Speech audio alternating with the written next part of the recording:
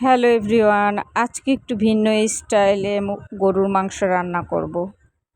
এখানে ছোট ছোট করে মাংস কেটে রেখেছি, তারপর পেঁয়াজ রসুন একসাথে ব্লেন্ড করেছি।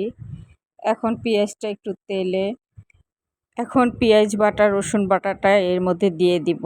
তারপর একটু নেড়ে চেড়ে ভালো মতো কষিয়ে নিব। কষিয়ে নিয়ে তারপর একটু আদা বাটা দিয়ে দিলাম। আদাটা নিয়ে আবার একটু গরম মশলা ফাঁকি দিয়ে দিলাম।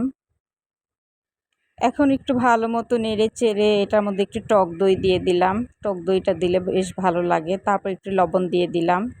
লবণ দিয়ে ভালো মতো নেড়ে চেড়ে একটু ভালো মতো কষিয়ে এখন মাংসগুলো দিয়ে দিব।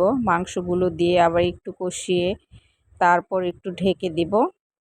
তারপর রান্নাটা শেষ। সিম্পল, এই রান্নাটা একদম সহজ, খেতে অনেক মজা লাগে, অনেক টেস্টি হয়। ট্রাই করে দেখবেন। এই তো এখন একটু ভালো মতো নেড়ে চেড়ে ঢেকে দিব। গরুর মাংসের এই রান্নাটা স্বাদে একটু ভিন্ন কোয়ালিটি। আল্লাহ হাফেজ, আজকে এ পর্যন্তই।